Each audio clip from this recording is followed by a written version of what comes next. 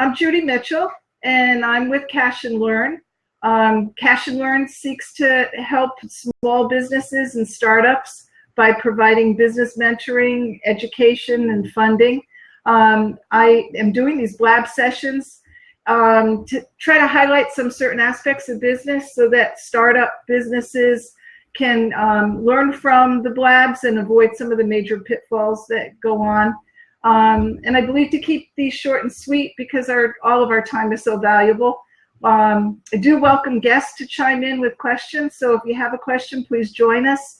I can give you an open seat or we can chat on the side.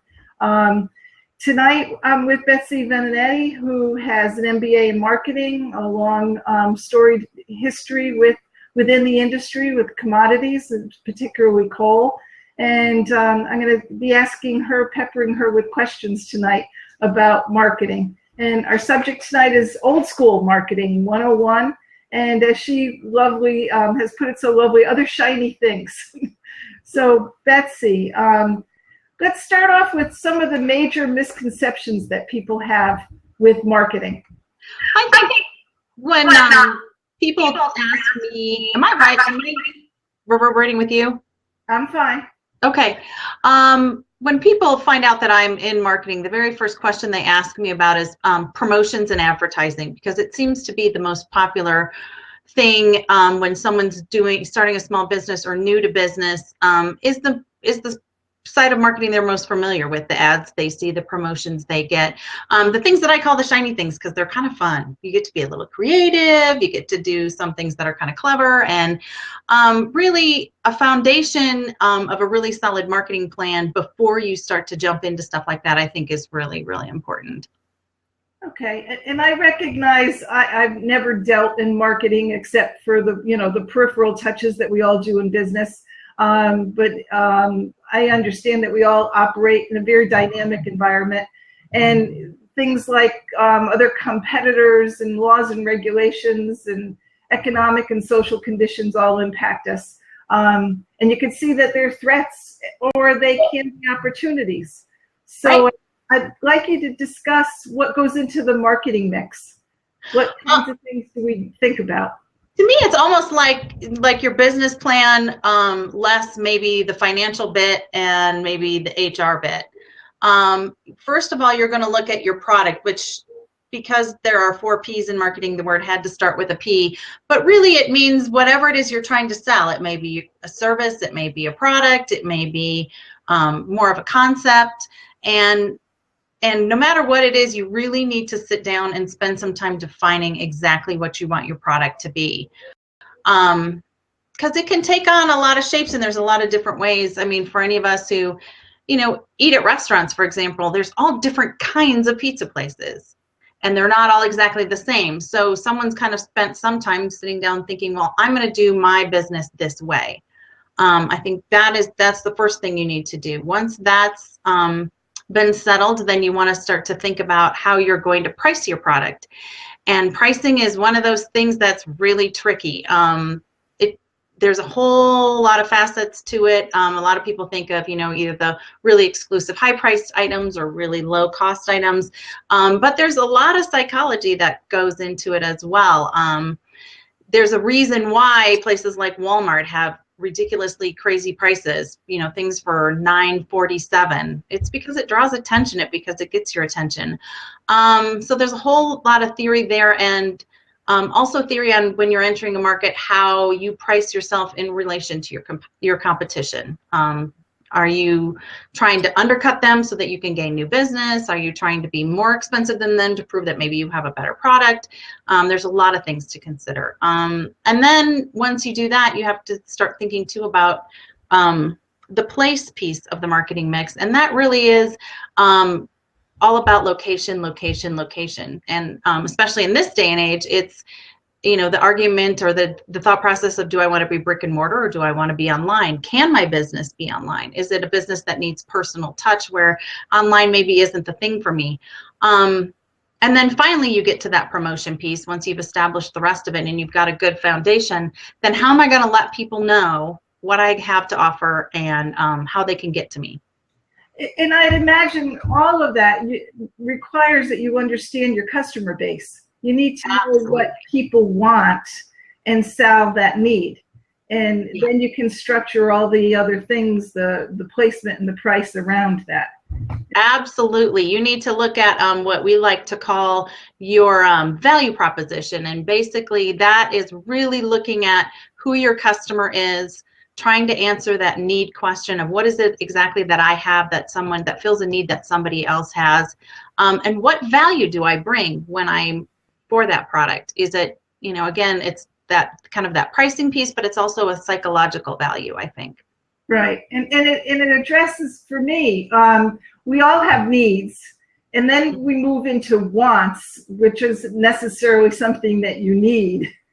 And then advertising and marketing and society tells us what our demands are. That, somehow now we can't live with that, Exactly. whatever the gizmo is. I often think in terms of what had happened with Henry Ford. When he came out with his automobile, his competition didn't exist in what people normally think of as a competition of having other automobiles on the road. His competition was people who were driving horse and buggies. And he had to instill in those people who, I guess if he had asked them the question, what do you want? They would have said a faster horse. He had to Come to your seat. right? He had to let them know, I have a product that you've never thought of before, that is going to fulfill a need for you, which is a transportation, a want for you to go faster, and then create that demand that I need to have this. Yes. So it's an interesting concept because, we're so far removed from a horse and buggy age, but it's still the same with new products that come out that you never knew this existed. Similar to Blab. This is a new product that is an absolutely fantastic avenue for us to explore and to communicate on. Never knew of it, and it's just been an absolutely wonderful platform for us. Yeah, it's that why didn't I think of that moment? Exactly. So I would imagine that marketing has somewhat to do with shaping our wants, identifying what the culture is saying and what the target market is saying they may want, but then honing that in and creating those wants into be demands, and then pulling the price on top of that so that the product would move. Yeah, it is a whole lot of psychology, and I think you're right. When you start looking into people's wants and needs, you start really getting to kind of in depth and needing to crawl around inside their heads a little bit. And I think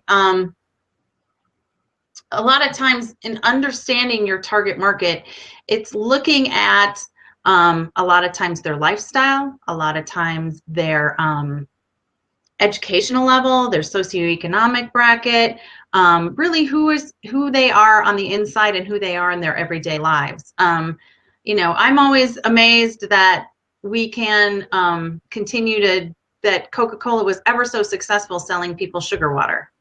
Yeah. I mean, really, but they had a brand, they had a niche, they made you think that refreshing was the best thing you could have. And it really took off and is a huge multinational brand. It's amazing to me, but yeah, all based on sugar water. Well, and along the same lines, bottled water. Mm-hmm. I grew up with not even knowing that to be in existence, and thinking it was just from the faucet or the tap, not thinking in terms of you carrying around bottles of water. And that's a huge industry now, run by Coca-Cola. Yeah, in large part, yes. Very interesting. What would you say was the greatest change in the last 10 years in marketing? Oh, it definitely is the internet. The fact that you can now, it's totally changed what we kind of refer to as the product cycle. And a lot of that advertising we used to push to customers in terms of television or billboards or radio ads or whatever it was. The company said, this is the message that we want to send, and we're going to push it out to the customers that we have and hope they think it's a good message. You have such a great opportunity now for interacting with your customer online. So many companies are using things, competitions for designing products, or they're using platforms where customers can come in and make suggestions. They're also creating things like videos and things like that become a little bit more interactive, and the ability then for that customer to share is amazing. I mean, you've told one person, and now all of a sudden you've told all of their friends, and their friends tell their friends. It's so much faster paced, I think, now than it used to be. But I think that interaction and really getting to be able to talk to your customers and interact with them is probably the biggest and best change. Well, what's fascinating is I love TED Talks, and there was a TED Talk recently about architecture. Yeah. And exactly what you're saying is the architect was saying that we used to work in an environment where you did your plans, you went through your building, you created your structure, and then you sat back and waited for people to say yay or nay, we liked this, concept. Yeah. And he said nowadays, because of the internet and because of the marketing skills that we have, they're able to, as architects, feel out what people are looking for in their buildings and how they want to live, what structures they want to work in, and reflect exactly what our culture is saying. And I thought that was fantastic, because I wouldn't have thought in terms of architecture as being so impacted by the internet and by what marketing can do. Yeah, it's really changing the dynamic of how companies think about what they do. Starbucks, for example, has a website associated with their website where they go in and you're more than welcome to go in there and make a suggestion for something you'd like to see at a Starbucks. It's how they ended up with better recycling for their cups, innovations like different drink flavors and different foods and all of that. A lot of that came from their customers, where that used to be a product development guy sitting in an office somewhere, racking his little brain to come up with something different or new. Really that opportunity for people to throw ideas out there, for other people to comment or vote. You really get some great market intelligence, great research that you used to have to go out and get over a painstaking survey process or talking to your customers. Now all of a sudden is so easy to access, and really companies who listen do very well. Well, and I would imagine that's the biggest challenge. A company who listens has to be willing to pivot. They can't be in love with the concept that they have in place if the audience, their customer market, is saying, we don't want it this way. We're more in favor of it changing in the way that we want to see it. Yeah. So it makes it a greater burden on especially small businesses who don't have the great flexibility because of money constraints to all of a sudden retool. Yeah. Or people that just are so in love with an idea that they just can't imagine it's not perfect. And I think that being able to respond to feedback, understand, that sometimes criticism is a good thing. But you're right, being able to actually financially pivot, be able to respin a product when you've spent your life savings to create it can be daunting and a little frustrating. But I think it only makes us better. It only makes us better when we start to hear from the people who are our customers. Yeah, and I truly believe that. I recently was able to go to a convention, and Marcus Lemonis was the guest speaker, the keynote speaker, and he talked about the most important aspect for a business is to show your vulnerability, to really show who you are, let yourself shine, let your personality out. Let people know that you're there for them, and make a connection, a human connection with other people, especially your customers, so that what Starbucks is doing exactly that. You know, here we are, but we can be better. Tell us how. Yeah. Yeah, and I think that is a huge concept, the concept of vulnerability. I mean, you used to think of companies as these big giant things that, you know, they were up in an ivory tower somewhere and telling you what you should think and what you need. That idea of really opening yourself up to the customer base and to the suggestions of others, to the thoughts of others, I think that is super critical. Yeah, it's something that we all need to think in terms of. I think we tend to, like you said, we fall in love with our product, we fall in love with our business, and then none of us want to be told that we're wrong. Yeah. But you need to say, I really need to address what my target market is looking for and how they want to be served with their product or services, whatever it is that you're offering within your business. And handle it that way so that they feel comfortable. And as all of us, we want some affirmation that we're being heard. And marketing, I would imagine, has switched now from much more in tune with people rather than dry surveys. Yeah. And the marketing and the buying process has become more of a cycle. It used to be where you would go out and buy a product and you'd take it home and you would use it, and there was probably, you know, you might tell your neighbor, hey, I had this really great thing I bought. But now there's opportunities to go online, review the product in a zillion different places, say what you think. Managing that whole relationship is really critical. Because there are a lot of businesses that really get hit, but learn from that creative feedback, but understanding that, you know, the buying process isn't just a flat straight line anymore, that, you know, there's opportunities for feedback, there's opportunities for customers to share, and like I said earlier, share an experience online with their social media group. It's so much more complicated, I think, than it used to be, but it's complicated in a good way. Mm-hmm. I would imagine, I know for myself that sometimes it's thrilling to piggyback onto somebody else's bandwagon, feel like you're on the in crowd, and get somebody to pepper you up a little bit. Mm-hmm. The fear that I'm sure small businesses have is if they do that, how do they maintain their own identity and not get swallowed up by somebody who's already out in the market?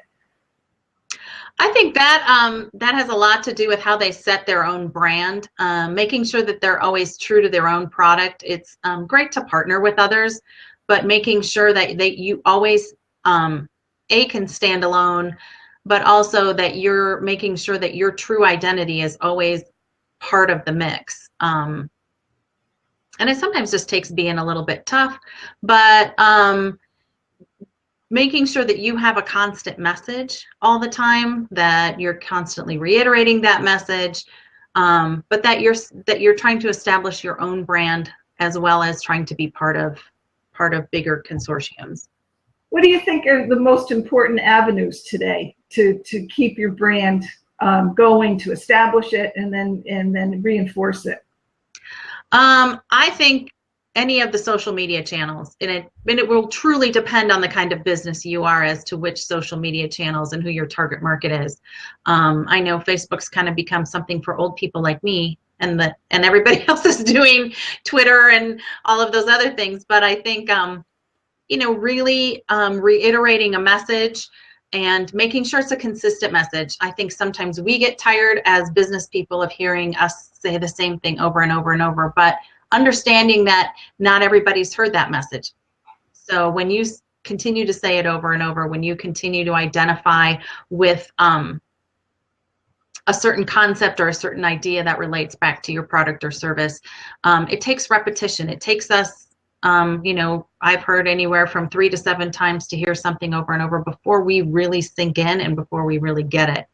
But also hitting things, again, if you can do things like video, or if you can do things like, campaigns online where you're really involving your customers and getting them to interact, I think that really speaks loudly about who you are and what your brand is. Talk to me a little bit about what you see the role of humor is in branding, because I see so many different approaches to having a product be heralded, and sometimes I don't get the humor, and sometimes it's spot on, and I would imagine that it would be difficult within the microcultures that we have within our major culture to really target correctly in every avenue, even within regions of the United States. How do small businesses target their audience and use a good branding of humor? I think you're right. Humor is really tricky. And if you've ever heard a stand-up comedian being interviewed, they will tell you humor is hard. It really is.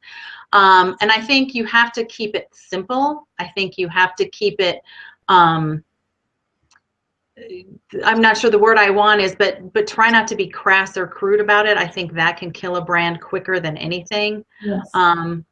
I have a liquor store next to me, it's called the Wine Cellar, and I love them because they have one of those old-fashioned signs outside their building where, you put the letters up in the little things and write stuff out, and they have literally a pun there every other week, and they are so cute and so clever. I love driving by there. I send Snapchats of those to people I know quite frequently because I think they're hilarious. But simple things like, during Christmas time, it was, something about put a little rum pum pum pum into your holidays, or something, simple and cute, and that can be funny for everybody. And relate to their product. Yeah. Right, and relate back to their product. But you have to be very careful because humor can get offensive really quick. Yeah, I would, getting the message out with anyone is always trying to temper exactly how the language moves through the conversation, and you try to relate to the person, to the audience that you're speaking to. Which again, going back to marketing, you should know who your target market is, and if they're a young crowd or an older or across the board. And mellow it down to maybe the common denominator in the target market. Yes, and it is going to be very, very culturally different. I think too.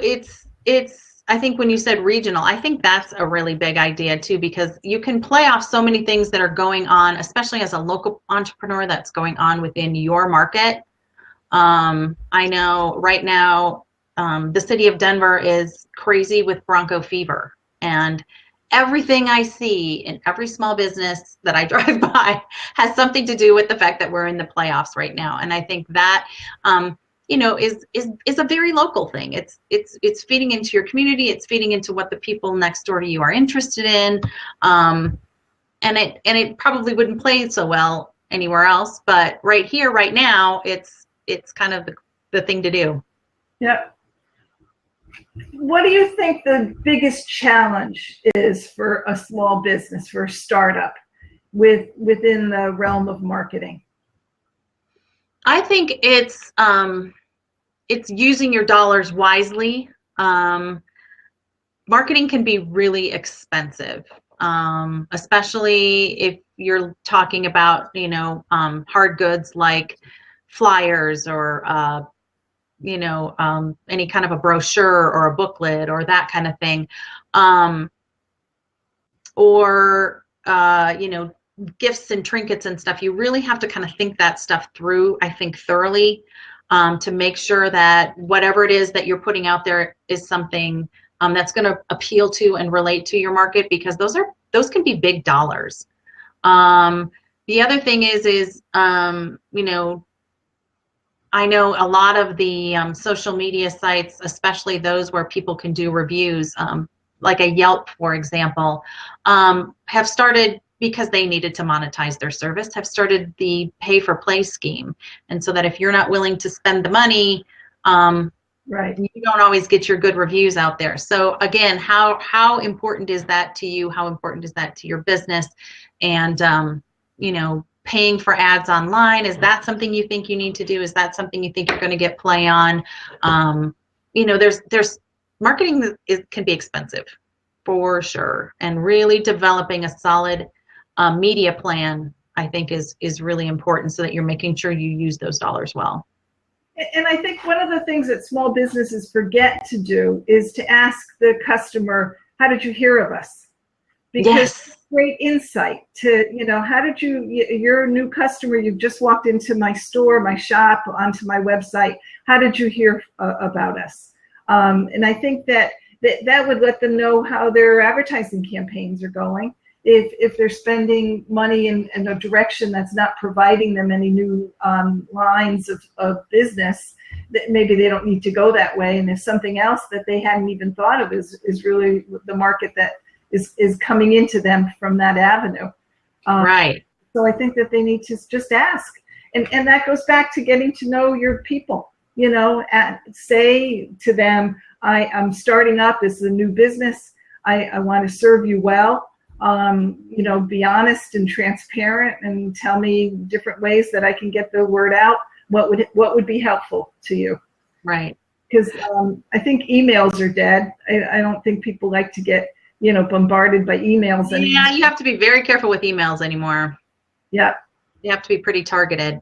But I think too, the other thing is we sometimes forget about the path that we leave while we're on the internet, and there is so much that can be divined in the whole field of web analytics to also really get to know your customers, where you can not only know where they've been on your website and how they've moved around your website, but you can get a lot of demographic information about at least what part of the country or the world they're from, you know, what other sites do they look at. There's a lot of data to be mined out there as we travel on the internet. So those things too, I think, are great resources for mining information. Go back and talk to me about pricing. Because I would imagine that if you have the great product and you're in the right place and you're promoting it and you have good distribution levels, if your price is off, if it's too low and your costs are too high, you're not going to be a profitable business. And if it's too high, you're not going to have, you know, the demand for your product. So talk to me a little bit about how do you determine pricing? Pricing a lot of times is again very psychological. There are a lot of times when something can be a whole lot more expensive. You walk into a Nordstrom's and you see a t-shirt for $75 and you think to yourself, well, gosh, I could get a t-shirt for 20 bucks. But that brand, that whatever it is, carries that certain cachet, and the pricing is part of that psychology. It's part of what makes that brand exclusive. But I think most products, especially when you're a local small business, unless you've come up with, you know, the newest thing that's not out there, it's a competitive game too. When you're first entering the market, if you're a local dry cleaner and you're just entered the market, if everyone's charging $1.99 to dry clean that shirt and you're charging $6, you better have some reason why $6. And so a lot of times new market entrants will come in at a lower price just to generate buzz, just to generate, you know, people's awareness before they go back up to levels of, you know, whatever the competition is selling things for. So I think you have to, you know, it's a psychological thing, it's a competitive thing, but there's also a whole lot to be said for what the actual price number is. There's called the theory of nines, and it's the reason why you see nines so often. And for whatever the psychological reason is, and I'm not sure really anybody knows, if you have a product for $40 and you have a product for $39, that 9 gets people every time. Yeah. But it's also one of those things, because it's seen as a deal. If you are a more high-end business, if you're looking for that product exclusivity, your price better end with a 0 or a 5. it's another psychological thing. It just makes you feel like that's a fancier thing. Interesting. Interesting. Yeah, and I know there's people who price, and I think I won't misquote the name, but I know there's an 87 out there somewhere. Yes. And it's like, I think it's because your mind can't compute what that is. You know. Yep. It doesn't round it up to the next dollar. It just sees the first two digits. Yep. Which is interesting. I've always said with these sessions, we're going to keep them short and sweet. And before we sign off, there are some people who have been listening in. I don't know if anyone has a question, if they want to jump into the open seat and ask. I'll give a second for them to decide if they want to do that or not. But what we try to do with these sessions is highlight some of the various things that small businesses should be thinking about within constructing their new business or in expanding on the one that they're working with. CashNLearn is always here to help you get going. We're dedicated to local communities and trying to keep us all strong and keep business alive and strong. So I don't know, Betsy, if you have anything else to add that I haven't asked you already about. No, but I really appreciate the opportunity to come and answer a few questions and talk with you today. This was really fun. Excellent. Great, and I thank you for being with us. It's always lovely to chat with you, honey. All right. So thanks, and we'll see you again. We're going to be scheduling these once a week, and so keep yourself posted as to the time, and I'll let everyone know. All right. Thank you very much. Talk to you soon. Bye.